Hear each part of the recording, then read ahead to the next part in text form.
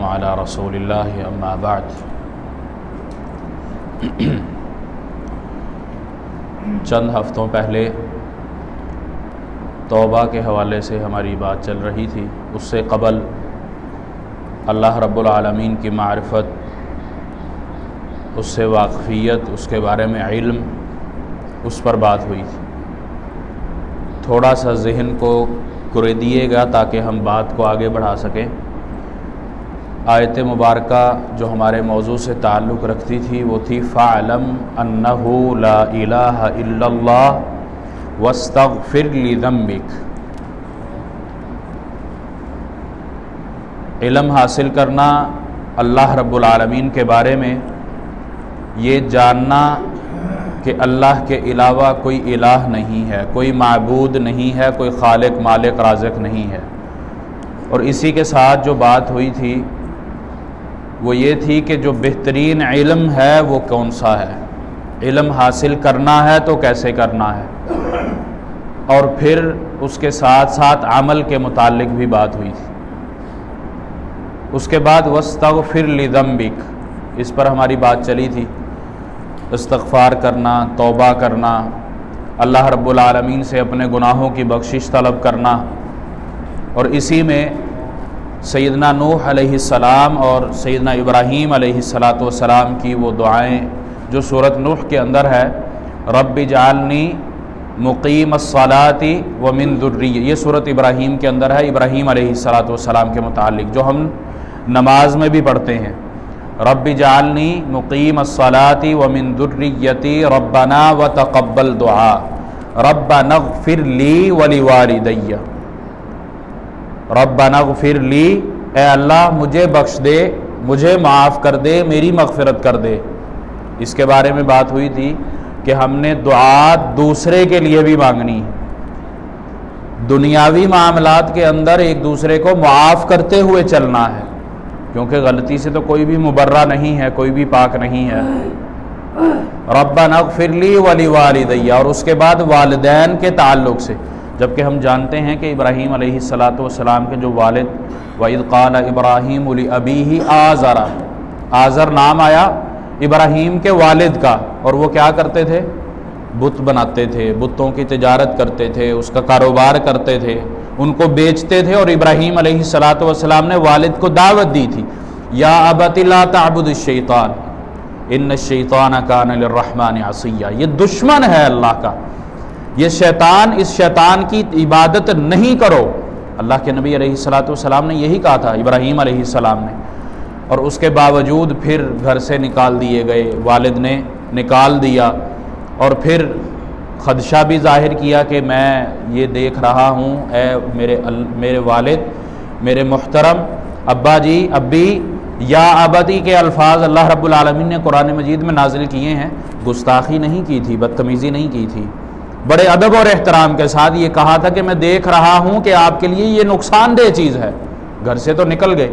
اس سب کے باوجود جب دعا کرتے ہیں، مغفرت رب سے طلب کرتے ہیں، تو رب اغفر لی ولوالدی، اور یہ الفاظ بھی اللہ رب العالمین نے ہی ہمیں بتلائے۔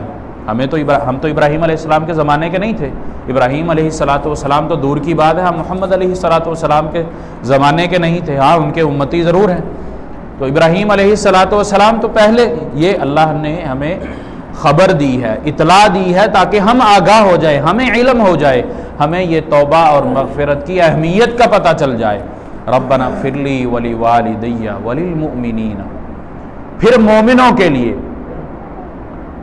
جو مسلمان ہیں، ایمان لے کر آئے ہیں، اسلام کے دائرہ میں داخل ہو چکے ہیں، انما المؤمنون اخوہ فاصلحوا بین اخویکم، اللہ رب العالمین نے سورۃ حجرات میں یہ ارشاد فرمایا کہ یہ جو ایمان ہے، اسلام ہے، یہ بنیاد جو ہے، اس بنیاد پر تمہارے بھائی ہیں۔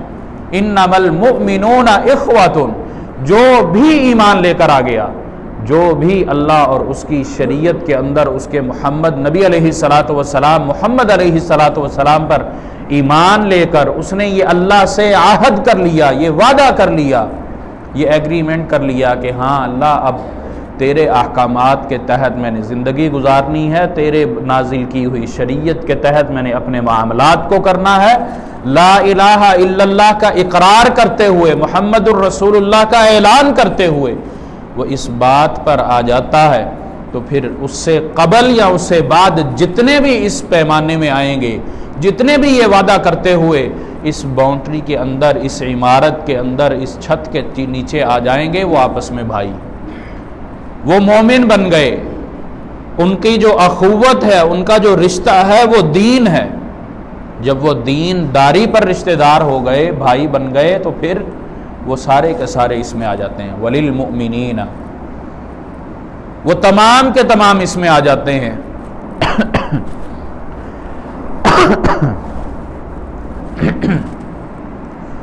اور پھر اس کے بعد اللہ رب العالمین نے یوم یقوم الحساب، یہ محدود نہیں ہے، یہ مغفرت طلب کرنا، اللہ سے بخشش مانگنا، یہ کوئی لمیٹڈ نہیں ہے۔ جیسے جیسے انسان زندگی گزارتا جاتا ہے، اس کے معاملات آتے رہتے ہیں، معاملات چلتے رہتے ہیں، وہ ان چیزوں سے گزرتا رہتا ہے، اس سے غلطیاں بھی ہوتی ہیں، خطائیں بھی ہوتی ہیں، ایک بھائی کا دوسرے بھائی سے معاملہ بھی بگڑتا ہے، کوئی بات اونچی نیچی بھی ہوتی ہے، کہیں معاملات اس طرح کے ہو جاتے ہیں کہ بڑے سے بھی آواز بلند ہو جاتی ہے، یہ سارے معاملات ہوتے ہیں، یہاں تک کہ مار پیٹ تک بات چلی جاتی ہے، یہ سب ہونے ہیں، یہ اللہ نے نظام کے اندر رکھا ہوا ہے، لیکن بہترین کون ہے جو ان معاملوں کو ختم کر لے؟ نبی علیہ السلام نے 3 دن کی شرط لگا رکھی کہ ایک مسلمان دوسرے بھائی سے، ایک بھائی دوسرے بھائی سے اگر ناراض رہتا ہے تو 3 دن سے زیادہ ناراض نہ رہے، اس کی آخری حد 3 دن ہے، اور سلام کرنے میں پہل جو کرتا ہے وہ اجر کا مستحق ہے، وہ اللہ کے ہاں اجر پانے والا ہے، اور اللہ کے ہاں اس کا مرتبہ بلند ہے۔ آج ہم کیا کرتے ہیں، ہمارے اگر معاملہ کسی کے ساتھ بگڑ جائے، کوئی بات خراب ہو جائے، تو ہم کہتے ہیں کیوں، میں اس سے کیوں بات کروں، غلطی بھی اس کی ہے، چھوٹا بھی یہ ہے، اس کا عہدہ اور اس کا پیمانہ بھی میرے سے کم تر ہے، میرا مرتبہ، میرا مقام معاشرے میں بلند ہے، بڑا ہے، اس نے میری گستاخی کی، میں اس کو سلام کیوں کروں، میں اس سے صلح کیوں کروں؟ یہ دراصل ایک دھوکہ ہے جس کے اندر ہم انسان آ جاتے ہیں، اور یہ ابلیس کی طرف سے، اس دھوکے کی بنیاد پر میں اپنے بھائی سے قطع تعلقی کر دیتا ہوں، میں اپنی دعاؤں کو معلق کر لیتا ہوں، اللہ کی بارگاہ کے اندر وہ دعائیں پہنچتی نہیں۔ اور یہ چھوٹی بات نہیں ہے، قطع تعلقی اور یہ صلہ رحمی، یہ جتنے بھی معاملات ہیں، یہ ایک مستقل موضوع ہے، انشاءاللہ اس پر موقع لگا تو بات کروں گا، لیکن ہمارے معاشرے کے اندر یہ بہت ساری مثالیں موجود ہیں۔ ایک چھوٹی سی بات اپنی انا کا مسئلہ بنا لیتے ہیں، اپنی ناک کا مسئلہ بنا لیتے ہیں۔ نبی علیہ السلام کے چچا کا جو واقعہ کیا تھا، آپ علیہ السلام نے کتنا زور لگایا کہ چچا میرے کان میں کلمہ کہہ دو، میں تمہارے لیے اللہ سے سفارش کر لوں گا۔ اب نظر دوڑاتے ہیں، قریش کے سردار کھڑے ہوئے ہیں، سب بھتیجے، یہ ناک کا مسئلہ ہے، یہ ناک کہاں جائے، جبکہ ہر موقع کے اوپر ہر طرح سے رسول اللہ صلی اللہ علیہ وسلم کی مدد کرنے والے، شیب ابی طالب کے 3 سال مشکل ترین مرحلہ، اور انسان پر مشکل مرحلہ کب آتا ہے؟ جب اس کی معیشت کو توڑ دیا جائے، جب اس کی معیشت پر کنٹرول حاصل کر لیا جائے، اس کو کھانے کے لالے پڑ جائیں۔ آج مسلمان جو اس نہج پر پہنچ چکے ہیں، ان کا یہ جو معاملہ چل رہا ہے وہ کس وجہ سے؟ ہر کسی کو جو دوڑ لگی ہوئی ہے وہ اپنی معیشت کے لیے، کفار نے مسلمانوں کی معیشت کو اپنے کنٹرول میں کیا ہے، اور اس کے بعد یہ معاملات ہیں۔ یہ FATF کے کیا معاملات ہیں، یہ WHO، یہ جتنے بھی عالمی ادارے ہیں، یہ کیا کرتے ہیں؟ کبھی صحت کے نام پہ، کبھی مال کے نام پہ، کبھی کسی وجہ سے، کبھی کسی وجہ سے، اور ہمیں پریشان کیے رکھتے ہیں۔ یہ معیشت کی جب مسائل کے اندر بندہ گھرتا ہے، انسان کو اس کے اندر گھیرا جاتا ہے، تو ایک قسم کی اس کو شکست دے دی، وہ کھڑا نہیں ہو سکتا، وہ آپ کا مقابلہ کر ہی نہیں سکتا۔ اور یہی جب کسی جنگ کا میدان سجا ہوا ہو تو وہ کیا کرتے ہیں؟ اس کی جو کمان آ رہی ہوتی ہے، جو اس کو پیچھے سے مدد مل رہی ہوتی ہے، اس کے راستے کو کاٹا جاتا ہے، وہاں حملہ کیا جاتا ہے کہ اس کے پاس جو راشن جو پہنچ رہا ہے، جو اسلحہ پہنچ رہا ہے، جو پیچھے سے مدد پہنچ رہی ہے، اس کو روک دو، اس کا محاصرہ کر لیا جاتا ہے۔ اور پھر کتنے دن، آخر کب تک؟ نبی علیہ الصلوۃ والسلام کے زمانے میں کئی اس طرح کی مثالیں موجود ہیں، بالکل وہی طرح جو اس وقت تھا۔ آج بھی مسلمانوں کو جو معیشت کے لالے پڑے ہوئے ہیں، اس کی وجہ بھی یہی، ہم آپس کے اندر ان معاملات کو سامنے رکھتے ہوئے اپنے معاملات کو، جن کو ہمیں چھوڑنا چاہیے، جن کو ہمیں پس پش ڈالنا چاہیے، وہ ہم مقدم کر لیتے ہیں۔ غلطی ہو جانا کوئی بڑی بات نہیں، ہر انسان سے غلطی سرزد ہوگی، اور اللہ کے نظام کے خلاف نہیں جایا جا سکتا۔ اللہ نے جو نظام بنا دیا، جو اللہ کی مرضی اور منشا تھی، اس کے خلاف جانے کی کسی میں طاقت نہیں۔ اور اسی طرح نوح علیہ السلام کی دعا بھی سورۃ نوح کے اندر موجود ہے، اور اس میں نوح علیہ السلام اپنی مغفرت طلب کرنے کے ساتھ ساتھ وَلِمَنْ دَخَلَ بَيْتِي، اے اللہ اس کی بھی بخشش کر دے، اس کی بھی میں مغفرت تجھ سے طلب کرتا ہوں جو میرے گھر میں داخل ہو جاتا ہے۔ وَلِمَنْ دَخَلَ بَيْتِي وَلِلْمُؤْمِنِينَ وَالْمُؤْمِنَاتِ، وہ مسلمان ہو، وہ مومن ہو، وہ مومنہ ہو، وہ مسلمانہ ہو، کوئی بھی، میں اے اللہ تجھ سے ان کی بھی مغفرت طلب کرتا ہوں جو میرے گھر میں داخل ہو گئے۔ اب ہمارے ہاں یہ موقع موجود ہوتا ہے، ہمارے ہاں معاشرے کے اندر یہ چیز ہوتی، اور عرب کے اندر یہ بہت زیادہ تھی۔ اگر وہ آپ کا دشمن بھی ہے، آپ کے گھر میں چل کے آ گیا، پناہ مانگ رہا ہے کسی تیسرے شخص سے، عرب اس کو پناہ دیا کرتے تھے، جبکہ وہ جاہل تھے، اسلام قبول کرنے والے نہیں تھے، اسلام کی تبلیغ کو انہوں نے قبول نہ کیا تھا، لیکن ان کے معاشرے کے اندر یہ چیز موجود تھی۔ اور آج بھی ہم اگر پاکستان کے لیول پہ بات کریں تو ہمارے یہاں پاکستان میں ایسے قبائل موجود ہیں، اگر کسی کے ہاں کوئی مہمان چلا جائے اور ساتھ اس کا دشمن بھی ہو، وہ مہمان کو آنچ نہیں آنے دیتا، خود بھلے وہ مر جائے، خود کٹ جاتا ہے۔ اس طرح کی مثالیں موجود ہیں۔ لیکن اگر یہی جذبہ، یہی عمل ایمان کے لیول پر ہو، اپنے ذاتی مہمان کے لیے صرف نہ ہو، میں یہ نہیں کہتا کہ مہمان کے لیے نہیں ہونا چاہیے، اپنی ذات کے لیے نہیں ہونا چاہیے، لیکن اگر اس چیز کے اندر ذرا اضافہ کر دیا جائے اور اس کے اندر ایمان لے کر آنے والا، اسلام لے کر آنے والا، اس کو بھی داخل کر لیا جائے، تو پھر اللہ کے ہاں یہ اور بلند مقام دے دیتا ہے۔ وَلِمَنْ دَخَلَ بَيْتِيَ، یہ اس کے اندر ہم بھی مثال قائم کر سکتے ہیں کہ اے اللہ جو بھی میرے گھر کے اندر داخل ہوتا ہے، اس کی میں تجھ سے مغفرت طلب کرتا ہوں، اس کے لیے میں بخشش طلب کرتا ہوں، اور پھر اس نیکی کے بدلے، ان الفاظ کے بدلے، اس کام کے بدلے رب العالمین میری بخشش بھی طلب کرتا ہے، رب العالمین مجھے بھی استغفار کرنے کی مزید توفیق دیتا ہے، رب العالمین مجھے بھی معافی عطا کرتا ہے۔ اور اسی طرح محدثین نے تقریباً 23 کے قریب نکات لکھے ہیں کہ جب انسان نے استغفار کرنا ہو، معافی طلب کرنی ہو، تو اس کو کن کن چیزوں کی ضرورت ہوتی ہے، اس کو کن کن چیزوں کا احساس کرنا چاہیے، اپنے اندر سے ان چیزوں کو نکالنا چاہیے۔ سب سے پہلی چیز ندامت اختیار کرنی چاہیے، اس بات پر، اس کام پر، اس عمل پر ندامت اختیار کرنی چاہیے، نادم ہونا چاہیے، اللہ کے سامنے جھک جانا چاہیے، اے اللہ یہ مجھ سے گناہ ہو گیا ہے، میں اس پر شرمندہ ہوں، میں تیری طرف رجوع کرتا ہوں۔ یہ دوسری بات ہے، ندامت اختیار کرتے ہوئے جس سے اس کو مغفرت ملنی ہے، جس سے اس کو معافی حاصل کرنی ہے، اس کی طرف جائے۔ ہمارا اگر آپس کا کوئی معاملہ ہوتا ہے، ہم نے صلح کرنی ہوتی ہے، تو کیا معاملہ کرتے ہیں؟ اگر چھوٹا ہے وہ بڑے کی طرف جاتا ہے، اس کو اگر پتہ ہے، اگر تو یہ نہیں ہاں ٹھیک ہے کوئی مسئلہ نہیں، مجھے اس سے کام نہیں پڑے گا، تو پھر ہم صلح کی طرف جاتے ہی نہیں، پھر ہم بھول جاتے ہیں کہ صلہ رحمی کرنی ہے، یہ میرا رشتہ دار ہے، یہ اس طرح معاملہ نہیں، بس لڑائی ہوگی، جھگڑا ہو گیا، ختم معاملہ، تیرا قبلہ ادھر میرا ادھر، تیرا راستہ ادھر میرا ادھر، تیرا گھر ادھر میرا ادھر، تیری معیشت ادھر میری ادھر، ختم، راستے جدا کر لیتے ہیں۔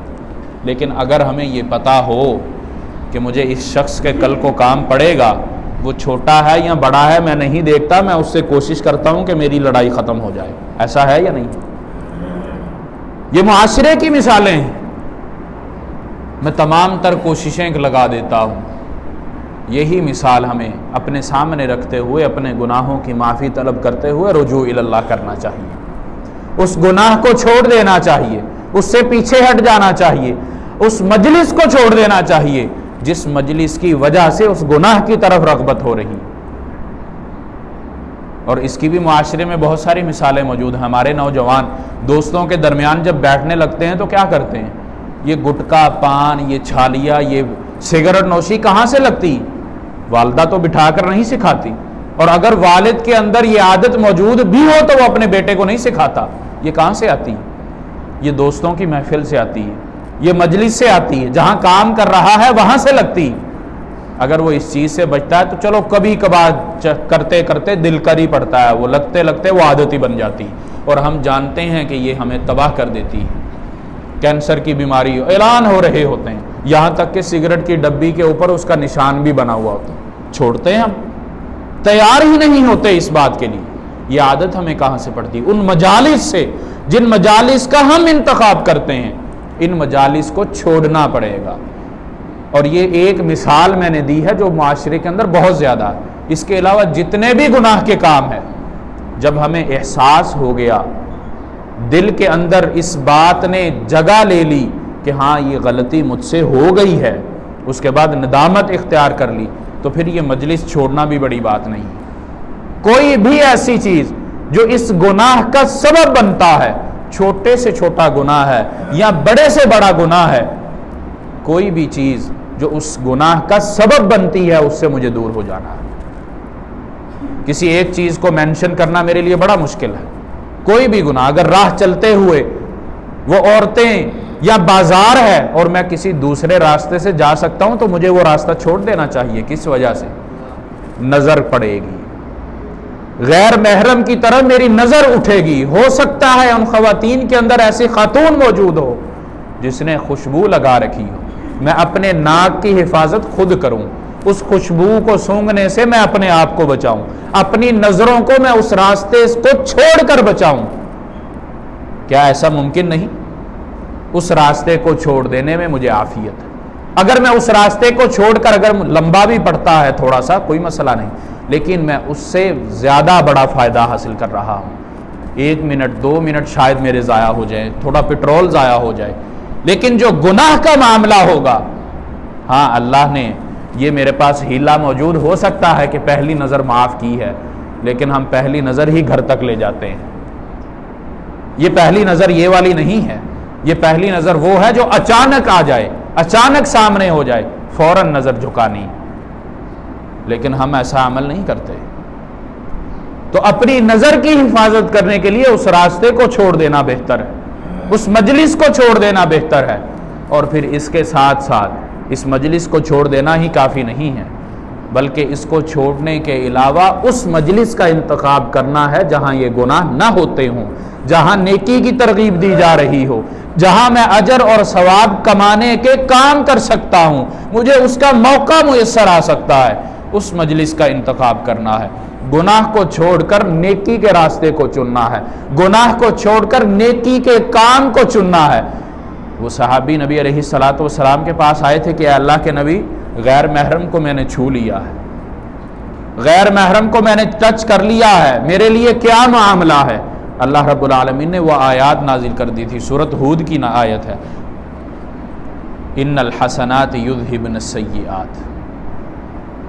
اللہ رب العالمین نے یہ اعلان کر دیا تھا کہ یہ چھوٹے چھوٹے جو گناہ ہیں، جو انسان کو شعور نہیں رہتا، وہ لاشعوری طور پر ان کو کر گزرتا ہے، یہ جو چھوٹے گناہ ہیں جن کو ہم صغائر کہتے ہیں، یہ نیکیاں کرنے کی وجہ سے اللہ رب العالمین دھو دیتا ہے. ان الحسنات یذھبن السیئات. نیکیوں کا آنا، نیکیاں کرنا گناہوں کو نکال دیتا ہے، گناہوں کو مٹا دیتا ہے.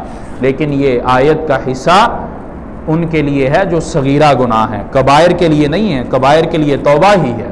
اور نبی علیہ الصلوۃ والسلام نے وضو کے جو فضائل بیان کیے اس کے اندر کیا تھا؟ اگر وہ اچھے طریقے سے وضو کرتا ہے، ہاتھ دھوتا ہے، ہاتھوں سے سرزد ہوئے گناہ اللہ دھو دیتا ہے. منہ میں پانی ڈالتا ہے، کلی کرتا ہے، اللہ رب العالمین زبان سے جو گناہ ہوئے ان کو دھو دیتا ہے. ناک میں پانی ڈالتا ہے، اس سے گناہ سرزد ہوئے وہ دھل جاتے ہیں. منہ دھوتا ہے وہ دھل جاتے ہیں. بازو دھوتا ہے وہ اس کے گناہ دھل جاتے ہیں. سر کا مسح کرتا ہے، اللہ رب العالمین اس کے گناہ بخش دیتا ہے. پاؤں دھوتا ہے، ختم. جو پاؤں نے چل کر گناہ کی ترغیب دی، گناہ کی طرف پاؤں چل کر گئے، اللہ رب العالمین اس چھوٹے سے عمل کی وجہ سے اس کے گناہوں کو معاف کر دیتا ہے۔ اور اگر بہترین وضو کر کے، اچھی طرح وضو کر کے اس نے 2 رکعت ادا کر لی، ان 2 رکعت کے ادا کرنے سے قبل جو اس نے نماز پڑھی تھی، اس نماز سے اور اس نماز کے پڑھنے کے درمیان کے اس سے جو بھی صغیرہ گناہ ہوئے ہیں جانے انجانے میں، اللہ رب العالمین اس کو معاف کر دیتا ہے۔ زیادہ بڑا عمل تو نہیں، زیادہ محنت اس کے اندر قطعاً نہیں، ضرورت صرف اس بات کی ہے کہ ہم اپنے اندر احساس پیدا کر لیں، اپنے دل کو جگا لیں، اس احساس کو بیدار کر لیں کہ ہاں میں زندگی گزار رہا ہوں، میرے معاملات چل رہے ہیں، اس طرح کی غلطیاں مجھ سے ہو جاتی ہیں۔ اور صحابہ کرام رضوان اللہ علیہم اجمعین کی اگر ہم مثالیں دیکھیں تو بے شمار مثالیں موجود ہیں۔ وہ رات کو بستر پر آتے، اپنے دن کا روز نامچہ بناتے، اس کا ذائچہ کرتے، حساب کرتے کہ ہاں میں نے صبح کی تھی اور اس کے بعد یہ معاملات کیے تھے، یہاں مجھ سے غلطی ہوئی، اس بھائی کے ساتھ میرا اس طرح کا معاملہ ہوا۔ وہ سونے سے قبل اللہ سے بھی معافی طلب کرتا ہے، اگر حقوق العباد کے اندر کوئی معاملہ ہے تو اپنے بھائی سے بھی معافی طلب کرتا ہے، اور اگر رات سے صبح کرتے ہیں تو اپنی رات کا حساب کرتے ہیں۔ لیکن آج ہم اپنے ان اعمال کا حساب تو نہیں کرتے، ہاں اپنی معیشت کا حساب ضرور کرتے ہیں۔ رات کو آفس سے نکلنے سے پہلے، فیکٹری سے نکلنے سے پہلے، مزدور کے جانے سے قبل مکمل حساب کرتے ہیں، ہاں آج یہ ٹارگٹ تمہیں دیا تھا، آج اتنی سیل ہوئی ہے، اس کی کتنی بچت ہوئی، کتنا نقصان ہوا، اس کو پورا لکھتے ہیں، اس کا مکمل رجسٹر بنا رکھا ہے، حساب کرتے ہیں۔ کس وجہ سے؟ تاکہ مہینے کے آخر میں ہمیں مشکل نہ ہو، روز کا ہمیں پتہ چل جائے کہ اتار چڑھاؤ ہماری تجارت میں، ہمارے بزنس میں آ رہا ہے، تاکہ اگلے دن ہم کنٹرول کر سکیں، اس پر قابو پا سکیں، جو غلطی ہے اس کی نشاندہی ہو سکے، جو سامان ختم ہو گیا اس کو لے کر آئیں تاکہ گاہک واپس نہ جائے۔ لیکن اگر یہی معاملہ اعمال کے اندر ہو جائے، کیونکہ اللہ رب العالمین نے بھی یہ رجسٹر تیار کروا رکھے ہیں، کرامن کاتبین، وہ لکھ رہے ہیں، وہ ساتھ رجسٹر تیار کر رہے ہیں، اور یہ ایسے رجسٹر ہیں جن کو خریدنے کی بھی ضرورت نہیں پڑتی۔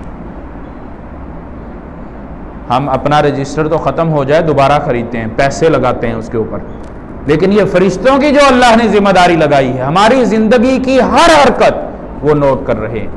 ہاں جو دل کے اندر خیال آتا ہے، جو وسوسہ ذہن میں آتا ہے، اس کو نہیں وہ نوٹ کرتے، وہ اچھا ہے یا برا ہے۔ ہاں اچھے کی اگر نیت کی ہے تو اللہ کی ہاں وہ اجر ہے، وہ اللہ نے ان کو حکم دینا ہے کہ ہاں اس نے اچھائی کرنے کی نیت کی تھی، اس کو نیت کا بھی اجر دے دو۔ ہاں اگر برائی کا وسوسہ ہے، اس کی نیت ہے، تو اس پر پکڑ نہیں، وہ فرشتہ نہیں لکھتا جب تک کہ وہ عمل کر لیا نہ جائے۔ تو اپنے ذہن کے اندر اس بات کو ہمیشہ رکھنا ہے کہ میرا ہر عمل نوٹ ہو رہا ہے، وہ لکھا جا رہا ہے، اللہ رب العالمین تو دیکھ رہا ہے، وہ تو اس بات کا شاہد ہے ہی ہے، لیکن اس کے ساتھ ساتھ یہ لکھائی جو ہو رہی، یہ جو میری زندگی کی فلم بندی ہو رہی ہے، یہ کل مکمل میرے سامنے چلنی ہے۔ جو اعمال میں نے کر کے بھول گیا ہوں، کھا کے بھول گیا ہوں، معاملات کر کے میرے ذہن کے کسی کھڑکی کے اندر بھی موجود نہیں ہے، کسی کونے خدرے میں بھی نہیں ہے، لیکن اللہ رب العالمین کے ہاں وہ تمام کے تمام سامنے آ جائیں گے۔ میں خود حیران ہو جاؤں گا کہ اے اللہ، یہ میرا عمل تو کوئی بھی نہیں جانتا تھا، وہ نیکی کا ہے یا برائی کا ہے، وہ اچھا ہے یا برا ہے، کسی بھی قسم کا عمل ہے۔ انسان سوچے گا اللہ یہ تو کوئی بھی نہیں جانتا تھا، میرے علاوہ کسی کو پتہ نہیں تھا، اور یہاں پر یہ مکمل تفصیل سے ہے، وقت موجود ہے، دن موجود ہے، کس حالت میں کیا، وہ کراہت سے کیا، خوشی سے کیا، کتنے وقت میں ختم کیا، ہر چیز اس کے اندر موجود ہے۔ انسان حیران ہو جائے گا، بلکہ حیران کر دیا جائے گا۔ جب اتنا بہترین ریکارڈ انسان کا بن رہا ہے تو پھر ہم اپنے معاملات کو کیوں پس پش ڈال دیتے ہیں؟ ہم اپنی زندگی سے کیوں غافل ہو جاتے ہیں؟ در حقیقت یہ زندگی سے غفلت برتنا ہے۔ ہم شاید یہ سوچتے ہیں کہ بڑی اچھی زندگی گزار رہا ہوں، غفلت کا تو کوئی معاملہ نہیں، میری تجارت اچھی چل رہی ہے، معیشت اچھی ہے، معاشرت اچھی ہے، گھر اچھا ہے، میں سو اٹھ جاگ الحمدللہ کوئی بیماری نہیں، کوئی قسم کی کوئی مسئلہ نہیں ہے۔ لیکن اگر رجوع اللہ نہیں ہے، اللہ سے لگاؤ نہیں ہے، اللہ کے ساتھ تعلق قائم نہیں ہے، تو پھر مجھ سے اور آپ سے بڑا کوئی غافل نہیں ہے۔ اپنی اس غفلت کو دور کرنا ہے، اللہ سے ہر وقت توبہ اور استغفار طلب کرنا ہے۔ دو نبیوں کی یہ مثالیں میں نے آپ کے سامنے رکھی، ابراہیم اور نوح علیہ السلام، چند مثالیں جو اللہ نے توبہ قبول کرنے کی، وہ میں ذکر کروں گا، اور یہ موضوع انشاءاللہ آج کمپلیٹ کرتا ہوں۔ تھوڑا سا شاید وقت زیادہ لگ رہا ہے، کچھ بھائی گھڑی کی طرف دیکھ رہے ہیں، بس چند مثالیں دے کر میں بات یہ سمیٹتا ہوں۔ موضوع بیچ میں گیپ کافی آ گیا، اس کی وجہ سے بھی کچھ، ورنہ یہ دو قسطیں اس کے پیچھے گزر چکی ہیں، آج تیسری آخری میں سوچ کے آیا ہوں، آخری ہے آج انشاءاللہ۔ نبی علیہ السلام کے وہ 3 صحابہ، وعلی الثلاثۃ الذین خلفوا، اللہ رب العالمین نے ان 3 کا ذکر کیا تھا۔ جب اللہ کے نبی علیہ السلام تبوک کے لیے نکلے تھے، مدینہ سے تبوک کا راستہ 700 کلومیٹر کا ہے۔ اگر آج ہم تیز ترین بھی جائیں تو ہمیں کم و بیش 7 گھنٹے آرام سے لگتے ہیں، اگر راستے میں نہ روکیں، 140 کی سپیڈ سے جائیں، اب قانونی سپیڈ 140۔ میں رات کو 11 بجے نکلا تھا، صبح 6 بجے پہنچا تھا، 7 گھنٹے عام لگ جاتے ہیں۔ اور نبی علیہ السلام کے صحابہ اس وقت پیدل چلنے والے، سفر کرنے والے، گھوڑے پر، اونٹ پر کوئی نہیں تھی۔ تبوک کے لیے جب نکلے تھے تو کم و بیش آپ علیہ السلام کے پاس 80 یا اس سے کچھ زیادہ لوگ آئے تبوک سے واپس آنے کے بعد۔ ان میں اندر یہ 3 بھی تھے، جن میں سیدنا کعب رضی اللہ تعالی عنہ تھے، سیدنا مرارہ تھے، ربی تھے۔ آپ علیہ السلام کے پاس آئے، اور سیدنا کعب کہتے ہیں کہ جو سہولت ان دنوں مجھے تھی اس سے قبل میرے پاس نہیں تھی، سواری بھی تھی، مال بھی تھا، صحت بھی تھی، تندرستی بھی تھی، اللہ کی تمام نعمتیں میرے پاس موجود تھیں جب تبوک کا واقعہ تھا، لیکن صرف کیا تھا، سستی کرتا رہا۔ اچھا اللہ کے نبی علیہ السلام نکل گئے ہیں، میرے پاس تیز ترین سواری ہے، میں پیچھے مل جاؤں گا، اچھا صبح کو نکلتا ہوں، اچھا شام کو نکلتا ہوں، کرتے کرتے کرتے آپ علیہ السلام واپس آ گئے۔ سیدنا کعب کہتے ہیں جب آپ علیہ السلام کی واپسی کی خبر ملی تو میں بڑا پریشان ہو گیا، میرا دل بڑا مضطرب ہو گیا، اپنی غلطی کا احساس شروع ہو گیا۔ اب کہتے ہیں ہم سوچتے ہیں کہ آپ علیہ السلام کے پاس لوگ آ رہے ہیں، اپنا عذر پیش کر رہے ہیں، آپ صلی اللہ علیہ وسلم قبول کرتے جا رہے ہیں، قبول کرتے جا رہے ہیں۔ در حقیقت وہ منافق تھے۔ آپ علیہ السلام نے، اللہ نے اطلاع دی تھی، تقریباً 80 کے قریب لوگ آپ علیہ السلام کے پاس آتے ہیں، اللہ کے نبی یہ مسئلہ تھا، گھر بیماری تھی، یہ تھا، وہ تھا، سواری نہیں تھی، ہیلے بہانے، جنہوں نے نہیں جانا تھا وہ بہانے کرتے رہے، آپ صلی اللہ علیہ وسلم سنتے رہے، قبول کرتے رہے، وہ واپس جاتے رہے۔ کیوں؟ ان کا معاملہ اللہ کے ساتھ تھا۔ یہ 3 صحابی کہتے ہیں ہمارے دل میں بھی خیال آیا اللہ کے نبی کو غلط بات بتا دیں، جس طرح باقیوں کی قبول ہو رہی ہے ہماری بھی ہو جائے گی۔ پھر دل میں خیال آیا کہ اگر اللہ نے وہی سے بتلا دیا تو کیا ہوگا، ہم آپ علیہ السلام کے سامنے وقتی طور پر تو سرخرو ہو جائیں گے، لیکن جب اللہ نے اگر وحی کر دی تو پھر ہمارا کیا بنے گا۔ اس خیال کی وجہ سے آپ صلی اللہ علیہ وسلم کو سچ بتلاتے ہیں، اور سیدنا کعب کہتے ہیں کہ اس سچ بولنے کی مجھے جو انعام ملا تھا اس سچ بولنے کا، وہ بعد میں کم و بیش 50 دن کے بعد، اور جب جس کے بارے میں اللہ گواہی دے دے اس کو پھر کسی چیز کی ضرورت نہیں رہتی۔ دنیا کے اندر سب سے بڑی خوشی اس کو یہی ملتی ہے، جس طرح سیدنا ابی بن کعب کہتے ہیں کہ اللہ کے نبی علیہ السلام مجھے کہتے ہیں ابی میرا قرآن سنو، میں نے کہا اللہ کے نبی علیہ السلام آپ پر تو وہی نازل ہوتی ہے، آپ کا میں کیسے سنوں؟ کہا اللہ نے یہ کہا ہے۔ ابی کہتے ہیں اللہ نے میرا نام لیا؟ ہاں ابی تمہارا نام لے کر کہا ہے کہ میں تمہیں سناؤں۔ سیدنا ابی بن کعب رو پڑتے ہیں کہ اللہ میرا نام لے کر یہ مجھے شرف بخش رہا ہے۔ یہ ابی بن کعب کا مرتبہ ہے، یہ منزلت ہے، اور دنیا کے اندر جس کے لیے اللہ رب العالمین نام لے لے، آیات نازل کر دے، اس کا مرتبہ پھر دنیا کے اندر تو وہ کسی کے ساتھ مقام نہیں حاصل کر سکتا۔ ہاں انبیاء کے متحد ہی ہے، انبیاء کے تحت ہی ہے، لیکن اس کا مقام اتنا بڑا۔ اللہ رب العالمین نے ان کی توبہ آسمان سے نازل کی تھی، اور آپ علیہ السلام کو سچ بتا کر چلے جاتے ہیں اور اللہ سے توبہ کرتے ہیں، پہاڑوں کی طرف نکل جاتے ہیں۔ سیدنا کعب کہتے ہیں میرا چچا زاد بھائی طلحہ، جس سے میں ہر بات شیئر کرتا ہوں، ہر بات میں اس سے کر لیتا تھا، میں اس کے پاس گیا ہوں، اس نے منہ موڑ لیا، میرے سے بات کرنا گوارا نہ کی کہ تو نے یہ غلطی کی، اس غلطی کی سزا یہ ہے۔ مسلمانوں نے منہ موڑ لیے، بات کرنا بند کر دیا۔ سیدنا ہلال یا مرارہ ضعیف تھے، ان کی بیوی آتی ہیں اللہ کے نبی علیہ الصلوۃ والسلام، نبی علیہ الصلوۃ والسلام نے ان کی بیویوں کو بھی کہہ دیا تھا الگ ہو جاؤ۔ 40 دن کے بعد جو اگلے دن تھے ان منع کر دیا، 40ویں دن کہہ دیا کہ یہ اپنی بیویوں سے بھی دور ہو جائیں، مسلمانوں سے تو دور ہو ہی گئے، اب اپنی بیویوں سے بھی دور ہو جائیں۔ وہ آتی ہیں کہتی ہیں وہ بہت بوڑھے ہیں، وہ اپنا کام نہیں کر سکتے، میں ان کے ساتھ رہ کر ان کی خدمت کرنا چاہتی ہوں۔ آپ صلی اللہ علیہ وسلم اجازت دے دیتے ہیں اور کہتے ہیں زیادہ قریب نہیں جانا، خامد کے زیادہ قریب نہیں جانا، دور رہ کر اس کی خدمت کر لو۔ اور باقی 2 صحابی ان کی بیویوں کو کہہ دیا کہ ان سے دور ہو جاؤ۔ سیدنا کعب کہتے ہیں میں جبل صلا پر چلا گیا، یہ جو آج خندق کے ساتھ پہاڑی ہے جس کو ہم خندق کی پہاڑی بھی آج کہتے ہیں، جبل صلا اس کا نام، کہتے ہیں میں صلا پہ چلا گیا، اللہ سے توبہ اور استغفار طلب کرتا ہوں، معافی مانگ رہا ہوں، رو رہا ہوں، اور میری زندگی کے یہ سخت ترین دن ہیں۔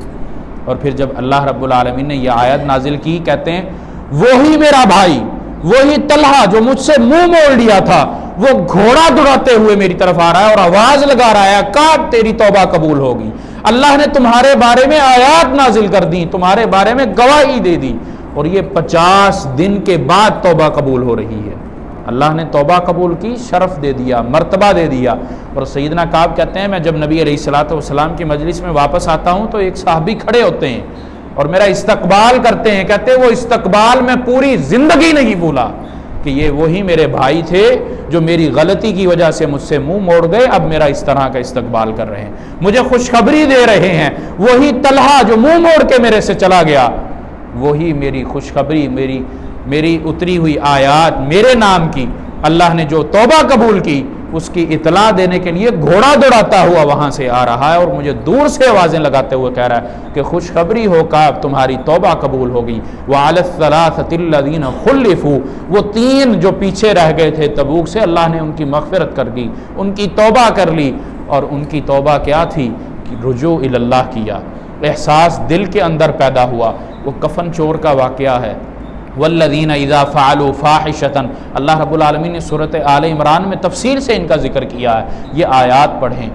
اللہ رب العالمین مغفرت دیتا ہے، توبہ دیتا ہے، عطا کرتا ہے، ضرورت صرف اس چیز کی ہے کہ میں اس احساس کے ساتھ اس پر نادم ہو کر، اس گناہ پر میں شرمندہ ہو کر اپنے رب کی طرف رجوع کر لوں۔ اللہ بخشنے والا ہے۔ وہ 100 چوروں والا، وہ 100 قتل والا واقعہ، کفن چور کا الگ ہے، وہ 100 قتل کرنے والا بنی اسرائیل کا بندہ 99 قتل کر دیتا ہے، توبہ کے لیے جاتا ہے، وہ کہتا ہے تیری توبہ نہیں ہو سکتی۔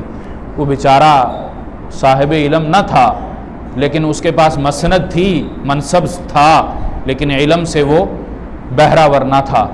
وہ کہتا ہے کہ یہ تیری توبہ نہیں ہو سکتی، وہ اس کا بھی سر قلم کر دیتا ہے، 100 ہو گئے، پھر جاتا ہے۔ اللہ نے اس کو کس طرح مغفرت دی، یہ بنی اسرائیل کے ایک بندے کا واقعہ ہم تفصیل سے جانتے ہیں۔ اللہ رب العالمین نے زمین ہی چھوٹی کر دی کہ جو بستی نیکوکاروں کی تھی، وہ گناہ کی مجلس چھوڑ کر اچھائی کی والی مجلس کی طرف جا رہا تھا، لیکن موت درمیان میں آ گئی، اس کا سفر زیادہ تھا۔ اب فرشتوں کے درمیان اللہ نے فیصلہ کس طرح کیا، زمین کو حکم دیا کہ نیکی کی بستی جو ہے وہ قریب ہو جائے، برائی کی جو بستی ہے چھوڑ کے جا رہا ہے وہ دور ہو جائے۔ فرشتے کو کہا پیمائش کر لو، یہ جس طرف زیادہ قریب ہے وہ روح لے جائے۔ نیک فرشتے، اللہ نے اس کا جذبہ دیکھا، ابھی توبہ اس نے نہیں کی تھی، احساس پیدا ہوا، ندامت اختیار کی، اس ندامت کے تحت اس نے وہ گناہ کی مجلس چھوڑی، اس بستی کو چھوڑا اور نیکی کی والی بستی کی طرف جانے لگا۔ اللہ نے اس کی توبہ اس طرح قبول کی۔ اللہ رب العالمین بندے کی توبہ کے انتظار میں ہے۔ اللہ رب العالمین اعلان کرتا ہے کون ہے جو مجھ سے توبہ کر لے، ینزل ربنا کل لیلۃ الی السماء الدنیا، یہ جو دنیاوی آسمان ہے اللہ رب العالمین ہر رات اس آسمان پر اپنا نزول فرماتا ہے جیسے اس کو چاہتا ہے، جیسے اس کی کیفیت ہے، جیسے اس کی مرضی، ویسے اس کا ہمیں پتہ نہیں ہے، اس کا ہمیں علم نہیں ہے، اس کی بات کے اندر ہم نے جانا ہی نہیں، جیسے اللہ کی مرضی اللہ نزول فرماتا ہے اور اعلان کرتا ہے این التوابون، کہاں ہیں جو مجھ سے مغفرت طلب کرنا چاہتے ہیں، آئیں میں ان کی مغفرت دے دوں، ان کو معافی دے دوں، ان کو میں رزق عطا کر دوں، ان کے معاملات سلجھا دوں۔ اور رسول اللہ صلی اللہ علیہ وسلم کہتے ہیں یہ رات کا آخری پہر ہوتا ہے جس کو ہم سحری کا وقت کہتے ہیں، اس وقت اللہ رب العالمین آسمانی دنیا پر نزول فرماتا ہے اور اعلان کرتا ہے، اپنے بندوں کو مخاطب کرتا ہے، بلاتا ہے، آواز دیتا ہے ہاں اب ہم بندے اگر غفلت میں جا کر ہم گہری نیند میں سو رہے ہوں تو یہ ہمارا معاملہ ہے، ہم اللہ کی آواز پر جواب نہیں دیتے تو یہ ہمارا قصور ہے۔ اللہ رب العالمین سے دعا ہے کہ اللہ تعالی ہمیں اپنے گناہوں کی مغفرت طلب کرنے کی توفیق عطا فرمائے۔ اللہ رب العالمین ہمارے گناہوں کو صرف مٹائے ہی نہیں بلکہ نیکیوں میں تبدیل کر دے، اللہ اس پر قادر ہے۔ اللہ سے ہمیں اس طرح مانگنا چاہیے، اللہ ہمارے گناہوں کو نیکیوں میں تبدیل کر دے، اللہ ہماری دنیا کی زندگی اور آخرت کی زندگی دونوں میں ہمیں سرخرو فرما دے۔ اے اللہ ہمیں اس طرح بنا دے، اس طرح کا بنا دے جس طرح ہم تجھے پسند آ جائیں۔ ہمیں جو گناہ ہم سے سرزد ہو گئے ہیں یا ہوتے ہیں، وہ جانے میں ہوں انجانے میں ہوں، یا اللہ ان کو تو ہی بخشنے والا ہے۔ اللہ تیری طرف رجوع کرتے ہیں، انہیں تو بخش دے، معاف فرما دے، ہمیں مغفرت عطا کر دے، ہمیں لامحدود بخشش عطا کر دے۔ وآخر دعوانا ان الحمد للہ رب العالمین۔